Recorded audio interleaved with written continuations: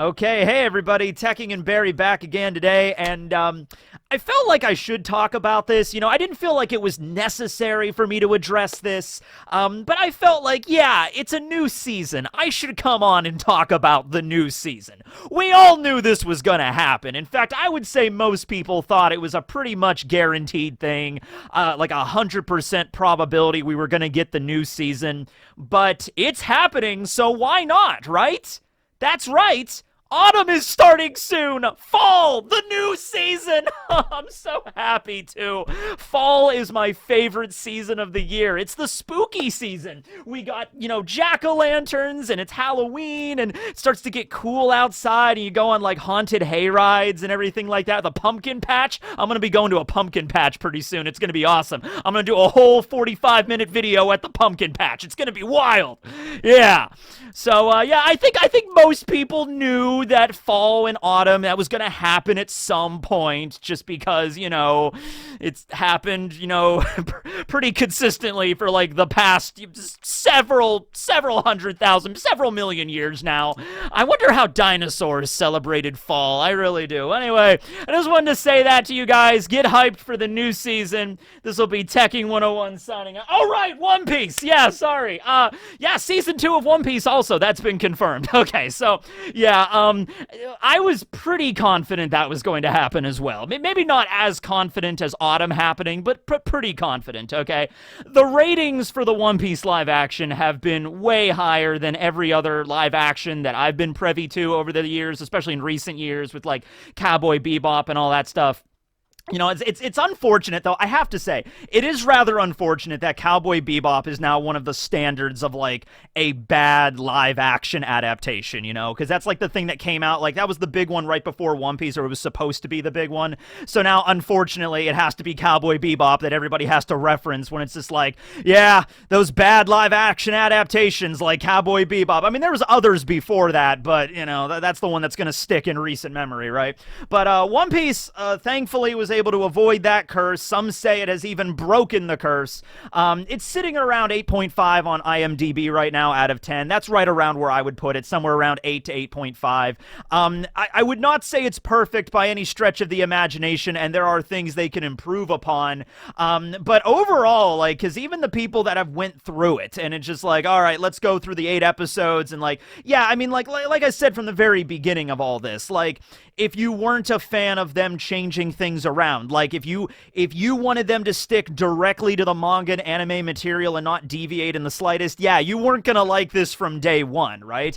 But aside from that crowd, it seems that the vast majority of people, myself included, really enjoyed season 1, and I'm really excited for season 2. Now, Oda himself even had an announcement, and I'll go link it to the Netflix page, the official One Piece Netflix page, where they actually, post everything, like newest information and stuff, and all the, the cast reactions to this, and like the showrunners and directors' reaction to this and everything. I'll leave that link down below to be all updated on everything. But suffice to say, everyone's really excited. I am as well. Now, let's keep in mind here, this isn't going to happen, anytime soon. Oda himself even says, in his announcement, which, by the way, I love Oda's announcement because as part of the prop department, I guess, gifted him a Denden Mushi, like Oda's own specific Denden Mushi, like the same design as from the show. And so that's the way Oda expresses the message. He picks up his Denden Mushi and addresses the fans. So that was really cute. Oda himself even mentions that, like, hey, the scripts are still being worked on. The scripts are, like, they exist, but, like, maybe not the final draft and everything. Also, keep in mind the strike is currently happening as well, so I wouldn't expect anything, like, happening. Like, this isn't, I don't think, not next year or anything like that. I wouldn't even say next year. Maybe 2025, maybe at the end of 2025, we might be hearing some stuff, maybe a new season or something, but there's obviously a lot of stuff going on here, and a lot of planning that needs to be involved, okay, because season 2, this is where things are really going to ramp up, like, in a big way. This was a concern that a lot of people had, myself included, on that one. Like, from day one, it's like season 1, East Blue, they could make this work. They can do season 1 East Blue. There's really nothing that tremendously crazy in terms of like sets and like CG that you really have to do with season 1. And they did use CG for some stuff like the Lord of the Coast and everything, like giant sea monsters. And they did a lot of practical effects, like with Arlong and the Fishman costumes. Those were all practical like outfits and things. And so yeah, there's some CG in there, but overall I love the sets. I love the design of the Baratier. I love the design of Arlong Park and of Kaya's Manor. That's something I never even thought I would say. Like, oh yeah, Kaya's Mansion, because it's something you didn't even really focus on that much in the anime and the manga, but in the show, they did a really good job of that with the way the layout and everything, okay? But now the gloves are coming off, as it were. Now we're going into season 2. We're going into season 2, right?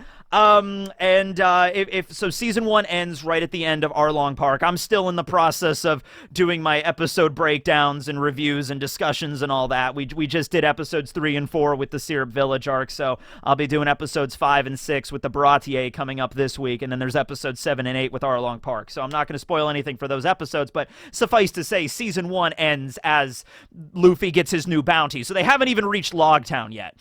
But I think it's a good thing, honestly, because I feel like LogueTown would be a really great way of starting season 2. So that might have even been intentional. In fact, I feel like it has to be, where they were laying out how season 1 was going to go with their budget that they had. And the budget for One Piece season 1 was really good, by the way. Like, it was way higher than a lot of other shows, okay?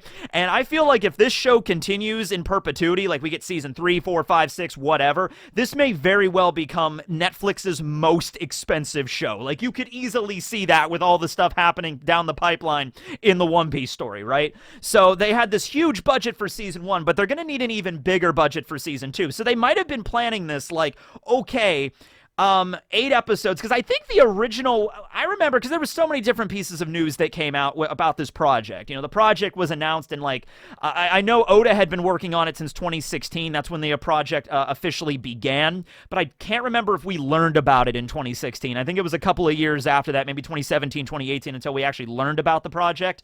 But so much planning went into this, and I think at one point they did say there was going to be 10 episodes in season 1, and they later amended that to 8. Well, there might have been a thing where it's like, hey, with the budget that we have, if we slim it down to 8 episodes, end it at Arlong Park, then if we do get renewed for season 2, we can kick off with LogueTown, and that would be a great way, because number one, LogueTown has a great way of like, recapping season 1, because it's literally LogueTown, prologue and epilogue. That's the whole idea, right? And so if you go into LogueTown, you'd be like, all right, there's nothing too crazy yet. LogueTown's just a normal town, right? There's no giant monsters or anything. You're not in the sky. You're not under the water. It's just a normal town. So it's like, all right, you get to relearn about the characters. You get reintroduced to the characters and everything like that, because it's going to be a couple years until we see season 2, all right?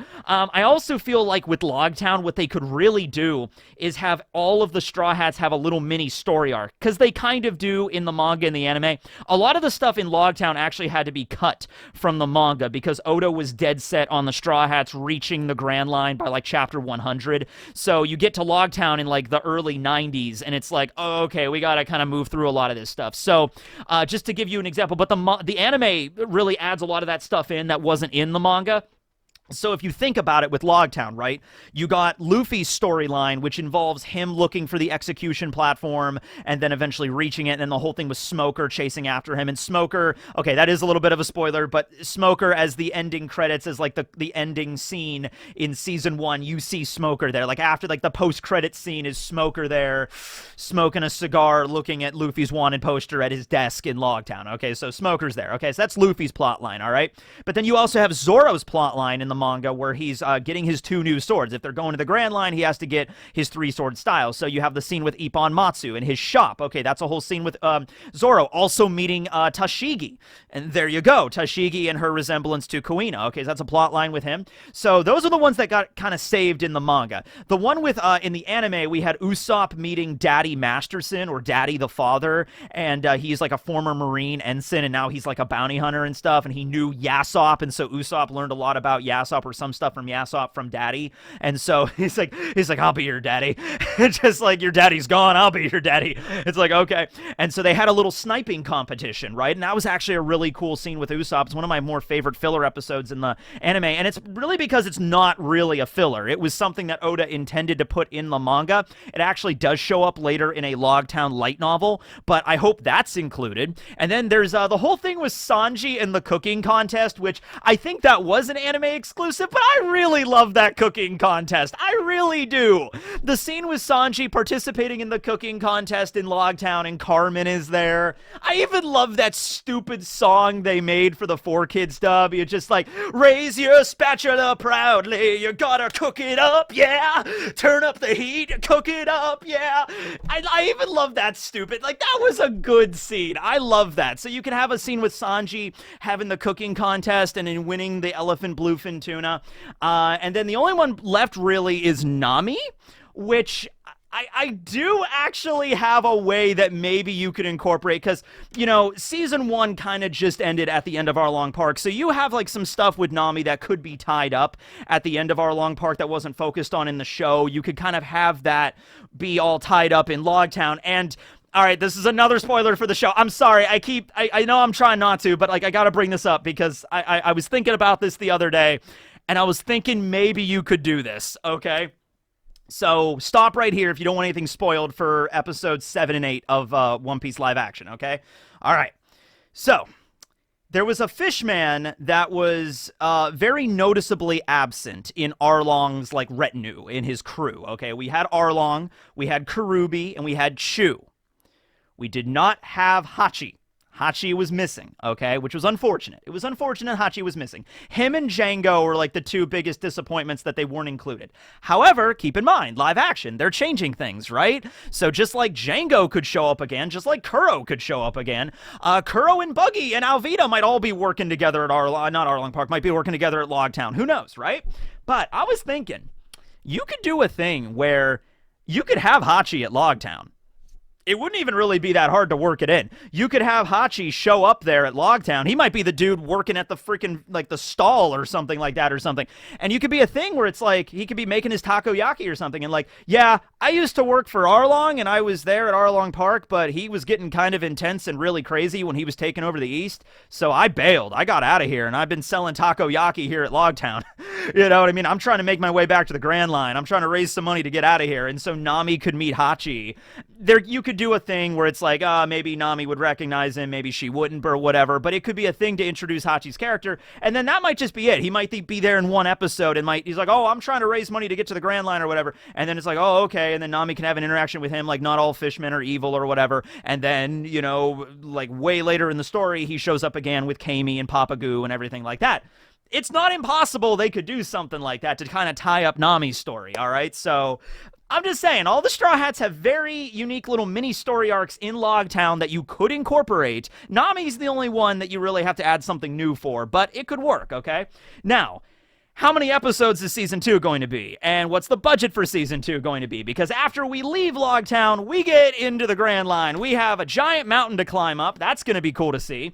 Then we have Laboon, giant whale. That's going to be cool to see. Crocus, you know, you could just have Crocus as being a regular dude. You know, he doesn't have to be CG, but he's going to be cool to see.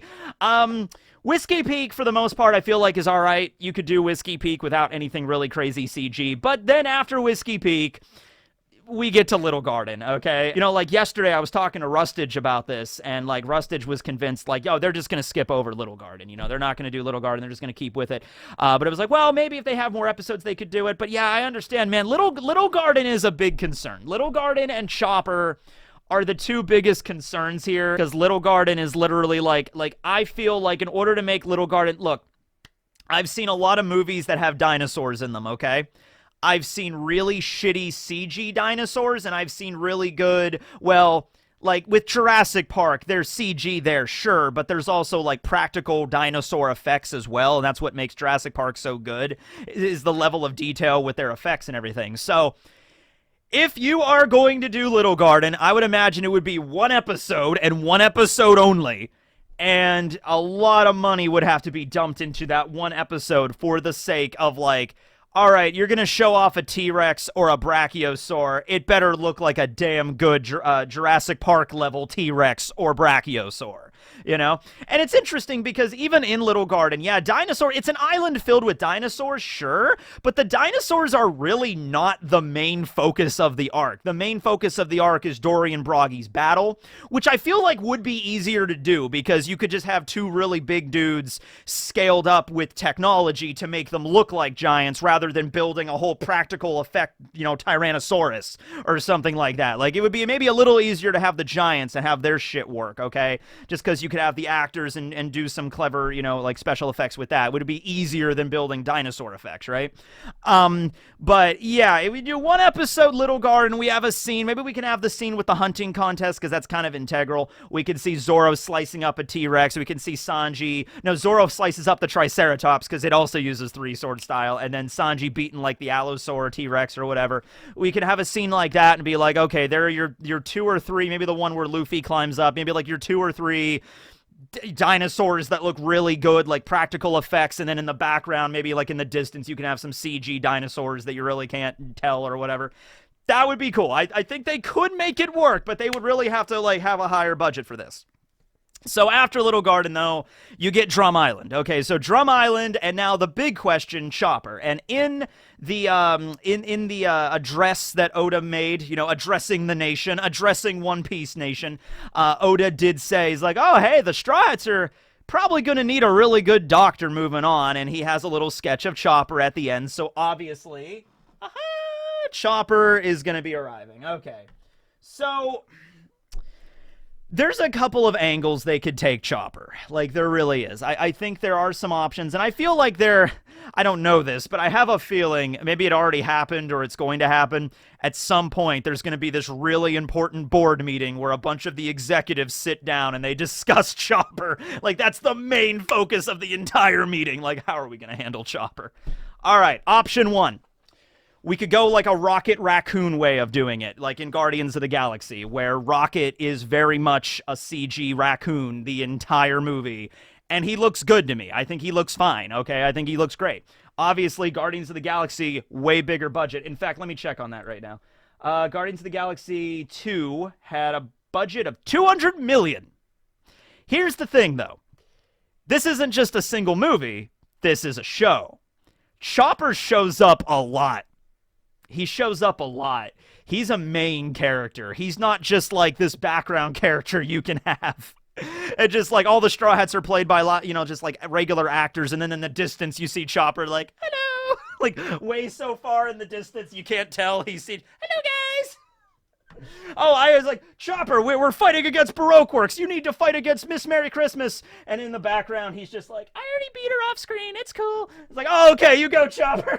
And it's like, whatever. No, he's in the show a lot. So would the budget be able to keep up with that? Like something on that like Rocket level where it's just like every episode you have that, not just this season, but next season, and then complex fights and everything like that. If you're just going to make him CG all the way through, walk point, brain point, heavy point, all's going to be CG. If you want it to look really good, which I think it can look really good because there are really good CG characters in a lot of like MCU movies, for example, you could, but it's going to cost a lot of money. Now, by the way, I want to bring up one thing, and I haven't seen the show, Mandalorian, so I haven't seen it. I know Baby Yoda is a sensation sweeping the nation and all that, but I'm assuming Baby Yoda was mainly a practical effect, and I'm sure did stuff, but I don't think Baby Yoda was doing the same stuff that, like, and I know Baby Yoda has a real name. I haven't seen the show. I don't know. I know Giancarlo Esposito's in it, and I love him in Breaking Bad, so I got to go check that out. I definitely got to watch Mandalorian. But I don't think Baby Yoda was, like, hulking out and just, ah!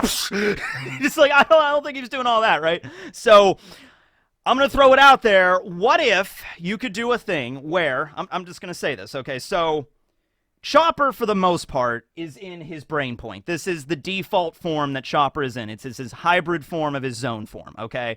So, what if you have a regular actor playing Chopper in the brain point form, okay?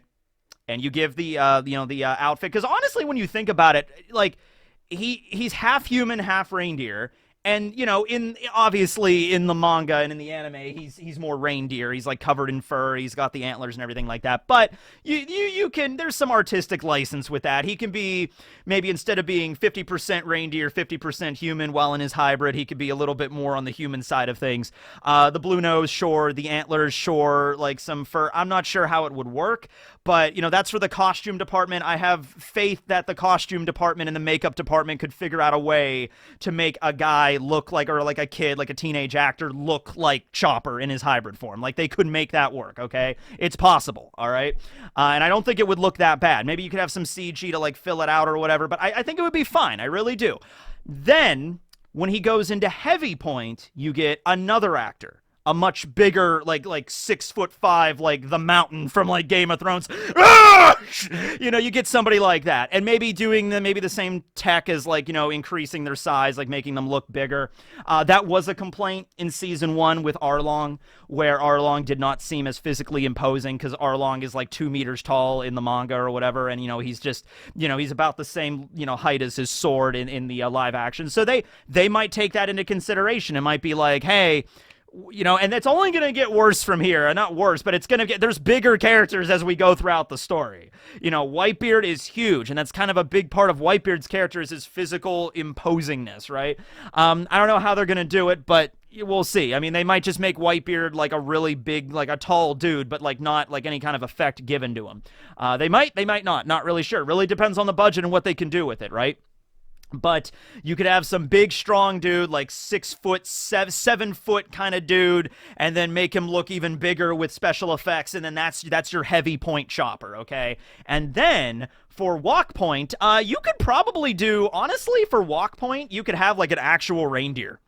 You could have an actual reindeer for scenes that are like, close-ups and things like that, but then maybe for action scenes where the reindeer has like Chopper's like dodging attacks and like running around, you could have like a CG reindeer or something like that. But the reindeer would be the only form that would be 100% CG for certain shots. Like, you could have like for close-ups like an actual reindeer that comes in like an animal tamer is like, yeah, this is a reindeer that works in the business. This is one of Santa's reindeer in one of the Santa movies. Here you go. And he's like, oh, okay, here's a reindeer. Maybe like one of the Strats can like ride around on an actual reindeer or whatever. That'd be cool. And then when you have action scenes like they're fighting Miss Merry Christmas and Mr. Four, and they're blowing stuff up and they're running around the desert and then jumping around and doing flips through the air, then yeah, you can have a CG reindeer for that, right?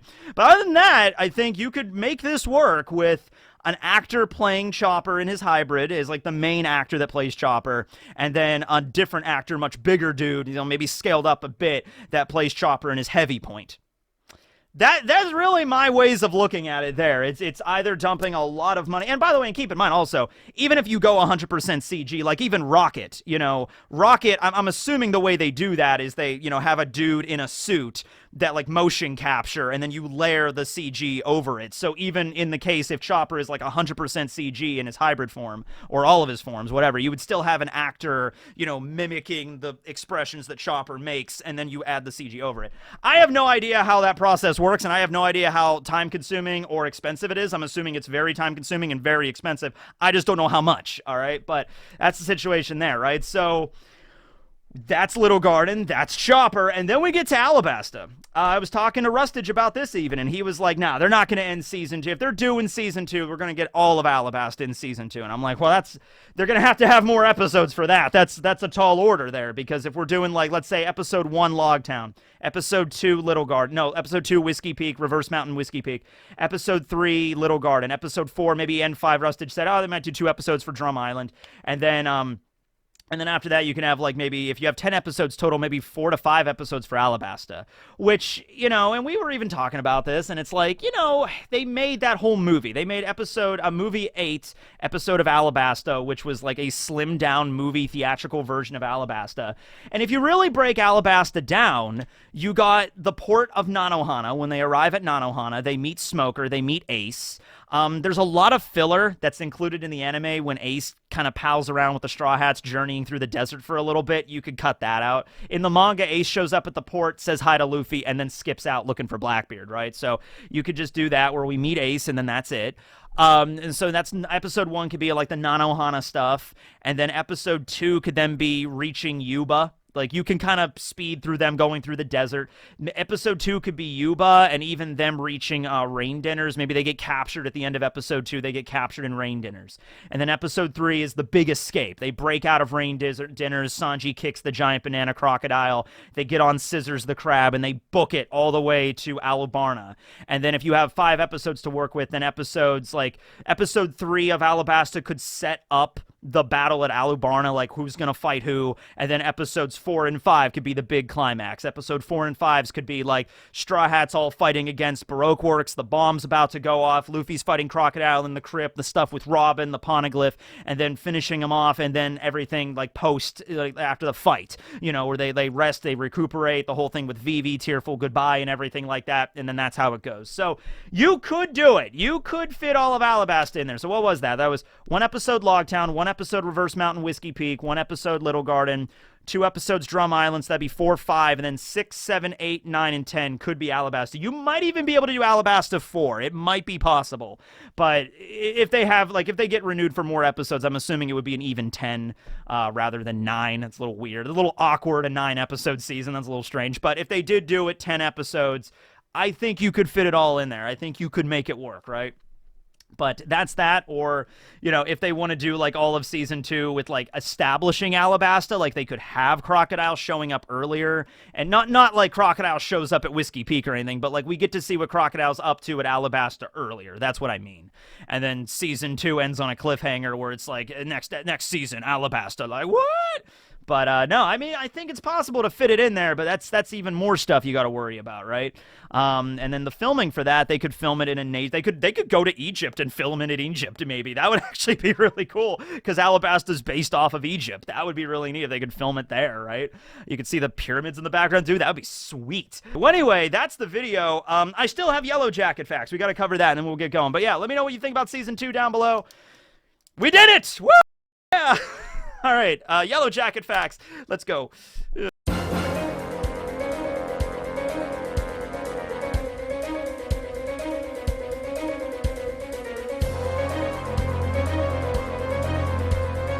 All right, so today we're going to be talking about why Yellow Jackets are so pissed off all the damn time. All right, well, specifically, they're pissed off in this time of year. Like around autumn and the fall, there's a lot more Yellow Jackets. I was at a county fair not long ago, and they were everywhere, buzzing around all over the place, and they're just going wild. Okay, so what's up with that? All right, well, in order to understand why Yellow Jackets are so pissed off at this time of year, you really got to understand the life cycle of a Yellow Jacket, or the nest, a colony of Yellow Jackets. Okay, so here's the deal, all right?